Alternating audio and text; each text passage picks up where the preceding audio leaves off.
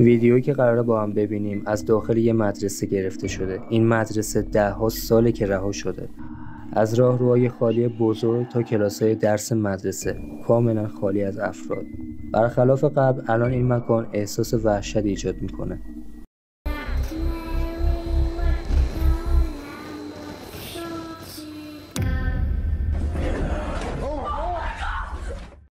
شخص کاوشگری که این ویدیوها رو ضبط کرده اسمش کریسه. اواخر شبه که کریس وارد مدرسه متروکه میشه.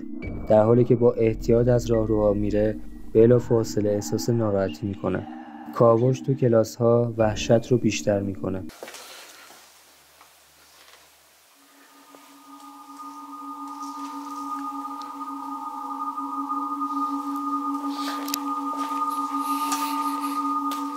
همچنان که کریس به کاوش بیشتر مکان ادامه میده به نظر میاد وقتی بیشتر به داخل ساختمون میره دما سردتر و سردتر میشه. بریم با هم این ویدیویی که کریس ضبط کرده رو ببینیم.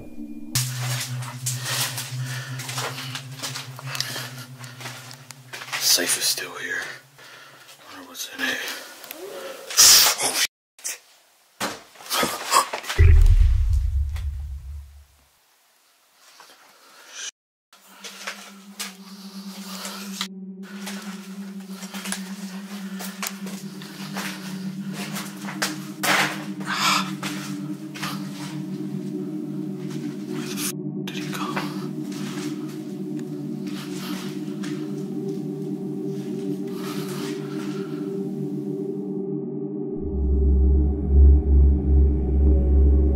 اگه خیلی دقت کنین متوجه جیغ خیلی ضعیفی میشین که در جایی از ساختمون شنیده میشه. بعدش هم کریس وقتی سریع برمیگرده یه چیز متحرک رو میبینه.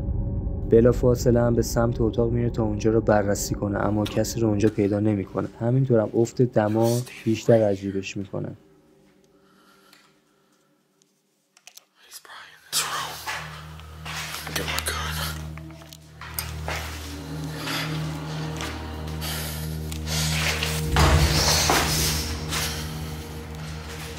Hello. حالا کریس بخش دیگه از ساختمون رو داره کاوش میکنه که ناگهان این اتفاق میفته.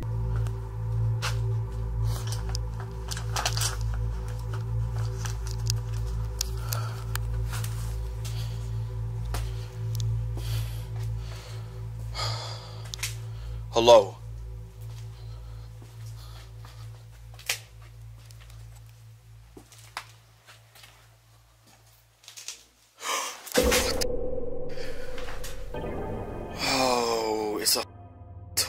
عجیبه که عروسک به محض ورود کریس خود به خود میفته.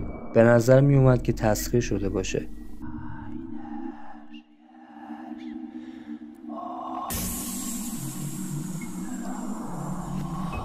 اتفاقی که در ویدیوی بعدی هم میفته قبل از ترک کردن مدرسه هستش که نشون میده این مکان ممکنه واقعا تسخیر شده باشه.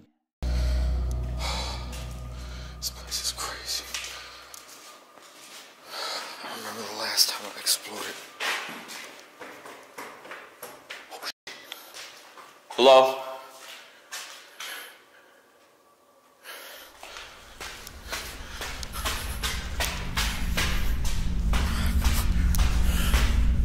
Hello? What?